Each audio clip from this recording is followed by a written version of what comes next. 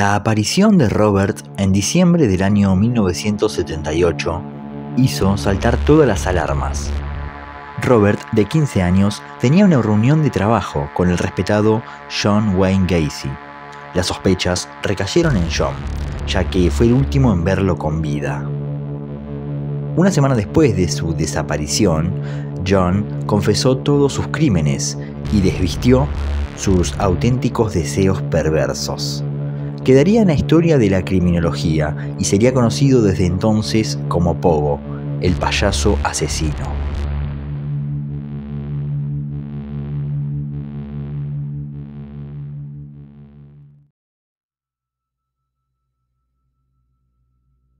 John Wayne Gacy, un carismático y contradictorio norteamericano que nació en la década del 40 en los suburbios de la ciudad de Chicago, en una familia de inmigrantes europeos que se había establecido en la ciudad debido a la gran cantidad de trabajo que ofrecían las industrias que abundaban en sus alrededores. En su infancia sufrió de obesidad, estaba muy unido a sus dos hermanas y a su madre, con quienes tenía una gran relación, pero era castigado frecuentemente por su padre. Su padre, un alcohólico que abusaba físicamente de él y de su familia, solía castigarle pegándole con un cinturón de cuero. Además, abusaba físicamente de su madre. Esto le provocó a John varios traumas. Al entrar en la etapa de la adolescencia, empezaron los problemas sexuales, los cuales estarían por el resto de su vida. Las humillaciones de su padre lo marcaron por siempre. Tanto en su infancia como en la adolescencia, se esforzaba por hacer que éste se sintiera orgulloso de él, pero fueron pocas las veces que ganaba su aceptación. Su padre lo denigraba, llamándolo marica, estúpido o niño de mamá. A los 9 años de edad, un amigo de la familia abusó sexualmente de él. Cuando tenía 11 años, se golpeó en la frente con un columpio y como consecuencia se le formó un coágulo de sangre en el cerebro, que pasó desapercibido hasta la edad de 16 años, cuando comenzó a sufrir desmayos. Su padre pensó que estos episodios eran un esfuerzo para dar lástima y llamar la atención, y lo acusó de estar fingiendo. Se le recetaron medicamentos para disolver el coágulo. Al igual que su salud, la vida académica le fue errática y desastrosa. Asistió a 4 colegios diferentes, en donde los maestros sospechaban que sufría algún tipo de problema de aprendizaje, y jamás se graduó. Esto afectó sus posibilidades de conseguir empleo, por lo que su padre lo echó de la casa al cumplir los 20 años, y le entregó un pasaje de bus con destino a Las Vegas. Allí trabajó en una funeraria durante 3 meses, en los que se obsesionó con observar a los cadáveres que tenía que custodiar. Pasado un tiempo, desesperado porque no había podido entablar amistad con nadie y le hacía falta estar cerca de su madre, volvió a Chicago, en donde pudo realizar algunos estudios a pesar de no haberse graduado de la secundaria. Al poco tiempo consiguió un empleo en una fábrica de zapatos y se mudó a Springfield, donde conoció a Marilyn Myers, con quien se casó en septiembre del 64. Desde entonces parecía que todo marchaba bien y su vida se iba estabilizando. Se volvió muy activo en su trabajo, por lo que logró ascender rápidamente y ocupar el puesto de supervisor. Cuando todo parecía ir bien, comenzó el declive.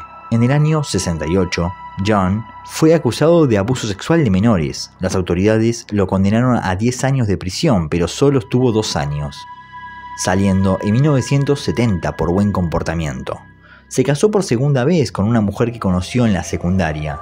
Ella, junto a sus hijos, se mudaron con él.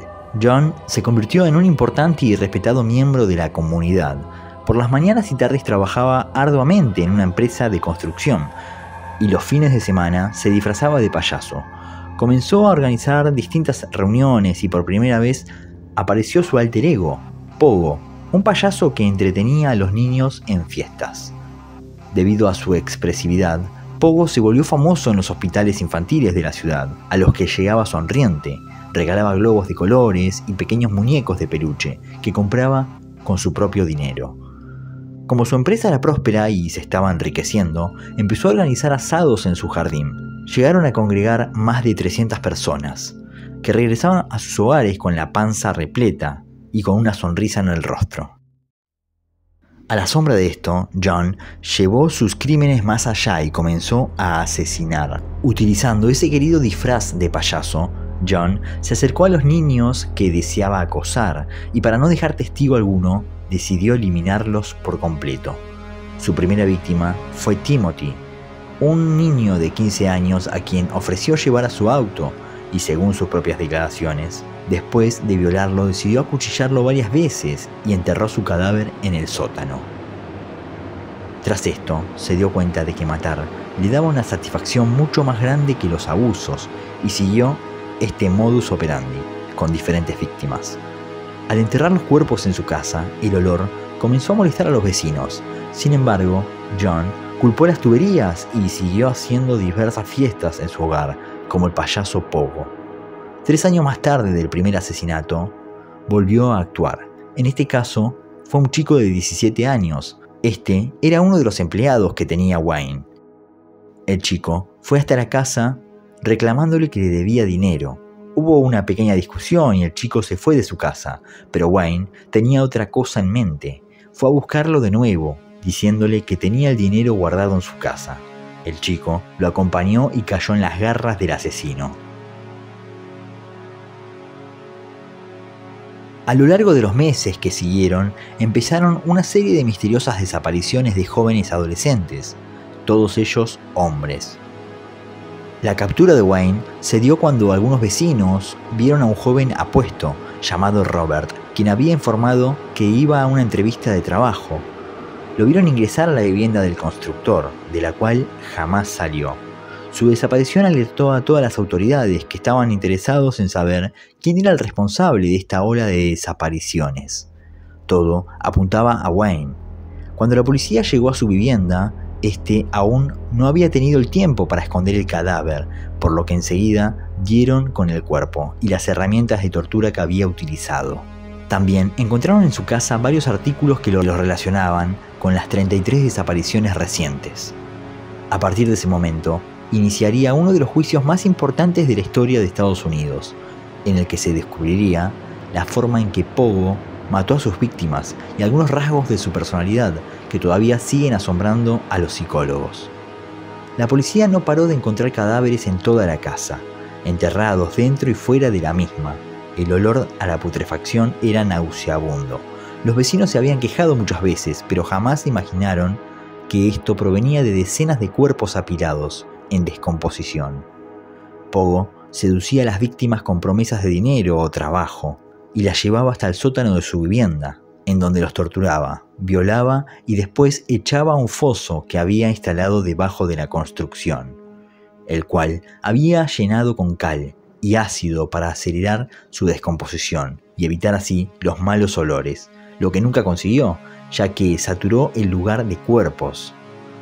Por estos crímenes, de los cuales se declaró inocente, argumentando problemas mentales, le realizaron innumerables pruebas para determinar si en verdad sufría algún trastorno. Todos dieron negativo. John estaba cuerdo y con la capacidad de distinguir el bien del mal de manera clara. Un tribunal de Chicago lo condenó el 13 de marzo del año 1980 a 21 cadenas perpetuas y 12 penas de muerte. En prisión, esperando su final, Pogo pasó sus últimos años como una celebridad, recibiendo la visita de profesores universitarios, estrellas de rock y mujeres que se sentían atraídas por su historia. En su celda comenzó a dibujar decenas de pinturas en las que se retrataba vestido de payaso, las cuales vendía por altas sumas de dinero y que actualmente se encuentran en el poder de reconocidos coleccionistas. El constante maltrato y humillación sufrido de niño por parte de su padre, más el abuso sexual de parte de un amigo de la familia, quedaron marcados en Wayne. Fueron los pilares para desatar sus más aberrantes deseos hacia los adolescentes. Lo curioso es que no mataba mujeres, solo hombres. Se especula que la matanza de jóvenes era la expresión inconsciente de odio a sí mismo por su propia homosexualidad. A menudo declaró que se desinhibía en el momento del sexo. De todos modos, sus víctimas fueron mayoritariamente hombres heterosexuales, y el atributo común entre ellos era la juventud. Después de su ejecución, el cerebro de Gacy fue extraído. Actualmente es propiedad de la doctora Morrison, quien entrevistó a John y a otros asesinos seriales en un intento por aislar los rasgos comunes de su personalidad. Todos los resultados revelaron que no había anormalidades. La especialista afirmó que John no encajaba en ningún perfil psicológico propio de los asesinos en serie y que probablemente la razón de su actuación no se sabrá jamás. Durante el juicio, la doctora Morrison apareció como testigo psiquiátrico y declaró que Gacy tenía la estructura emocional de un infante. Su juicio duró unas 5 semanas y el 10 de mayo del 94, con 52 años, Pogo, el payaso, moría por inyección letal, sin antes pronunciar sus últimas palabras, que quedó en la historia de la criminología. Matarme ahora no hará regresar a ninguna de las víctimas. El Estado me está asesinando. Bésenme el trasero. Nunca sabrán dónde están los otros.